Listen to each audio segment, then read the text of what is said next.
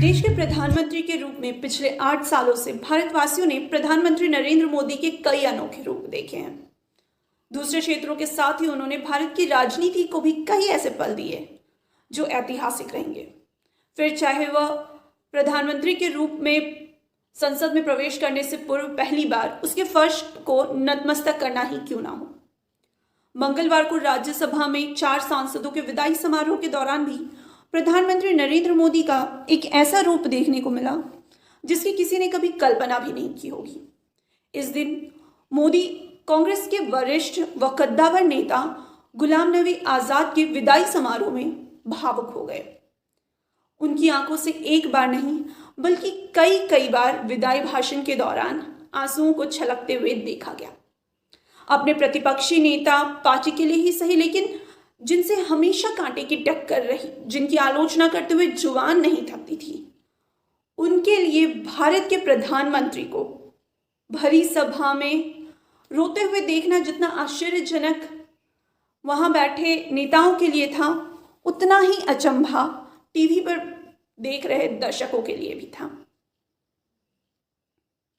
प्रधानमंत्री मोदी ने इस दिन विदाई भाषण के दौरान गुलाम नबी आजाद की जमकर तारीफ की। दर्शकों से कांग्रेस के प्रति उनकी वफादारी और कटिबद्धता को सलाम करते हुए कहा कि कांग्रेस के लिए इनके जैसे कद्दावर नेता की संसद में कमी को पूरा कर पाना असंभव है। वहीं उन्होंने साल 2006 में कश्मीर में गुजरात के यात्रियों पर हुए आतंकी हमले का याद करते हुए कहा कि वो पहले इंसान गुलाम नबी आजाद ही थे जिन्होंने फोन करके उनसे न केवल इसकी जानकारी साझा की, बल्कि फोन के उस पार वो रुआंसे गले से बात कर रहे थे। उन्होंने कहा कि गुलाम नबी आजाद केवल उनके लिए प्रतिपक्षी नेता नहीं बल्कि काफी खास दोस्त हैं। पीएम मोदी ने अपने भाषण के दौरान गुलाम नबी आजाद को अपना सच्चा दोस्त बताते हुए कहा कि जो सदस्य आज यहां से विदाई ले रहा है उनके लिए मेरे द्वार हमेशा खुले रहेंगे। गुलाम नबी आजाद भी इस दिन काफी मायूस दिखे। उन्होंने अपनी भावनाओं पर संयम रखते हुए कहा कि आजकल के दौर में मैं पाकिस्तान की जो परिस्थितियां देख रहा हूं, उस दौर में मुझे भारतीय मुस्लिम होने पर नाज है।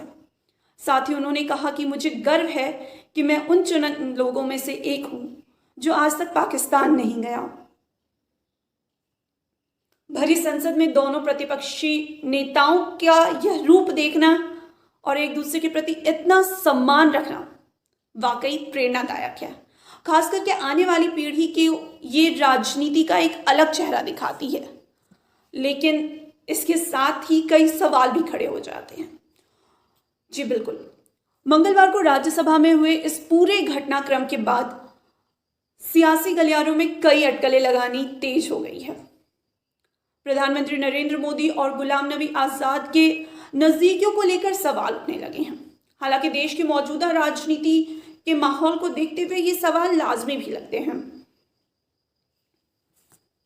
खास करके जब अपने भाषण में मोदी स्पष्ट रूप से यह कहते हुए पाए जाते हैं कि आजाद भले संसद से विदा ले रहे हैं, लेकिन उनके दरवाजे हमेशा आजाद के लिए खुले रहेंगे।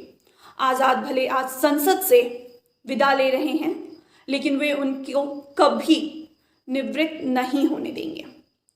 एक और जहां मोदी की यह बातें लोगों के मन में संशय पैदा करती है, वहीं अपनी अतरंगी अंदाज से हमेशा सदन में खुशनुमा माहौल लाने वाले आरपीआई नेता व केंद्रीय मंत्री रामदास अठावले के भाषण ने भी लोगों को सोचने पर मजबूर कर दिया कि आने वाले दिनों में गुलाम नबी आजाद किस मंच पर दिखाई देंगे।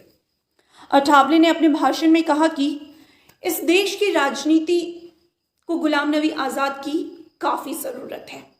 कांग्रेस अगर उन्हें संसद में नहीं लाती है तो हम उन्हें संसद में लाएंगे।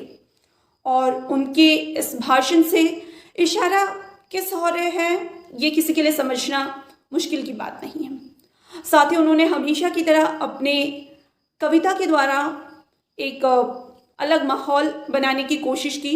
गुलाम नबी आजाद को केंद्रित करते हुए वो कहते हैं, राज्यसभा छोड़कर जा रहे गुलाम नबी, हम मिलते रहेंगे आपको कभी कभी। आपका नाम है गुलाम, इसलिए मैं करता हूँ आपको सलाम। आपका नाम है गुलाम, आप हमेशा रहे आज़ाद। आप हम सभी को रहेंगे याद। 15 अगस्त को भारत हुआ आज़ाद, लेकिन राज्यसभा से आज आप हो रहे आज़ाद। आप हमेशा रहें आज़ाद, हम रहेंगे आपके साथ, ये अंदर की है बात। मोदी जी जम्मू कश्मीर का मजबूत करेंगे हाथ और आपको देते रहेंगे साथ। उनकी इस कविता के अंतिम 4 पंक्तियों को अगर आप देखें, जिसे मैं दोबारा कह रही हूं, आप हमेशा रहो आज़ाद, हम रहेंगे आपके साथ। मोदी जी जम्मू कश्मीर का मजबूत करेंगे हाथ और आपको देते रहेंगे साथ। इन पंक्तियों को अगर आप एक बार से ज़्यादा पढ़ें तो आपके दिमाग में ये खुद बातें घूमने लगेंगी कि आखिर उनका इशारा किस ओर है, उसी ओर जिस ओर सभी अटकलें लगा रही हैं। हालांकि ये बात आने वाले दिनों में स्पष्ट हो जाएगा कि राज्यसभा में विदाई समारोह का ये जो सीन था, इसका इम्पैक्ट भारत की राजनीति पे आने वाले दिनों में कैसा पड़ता है।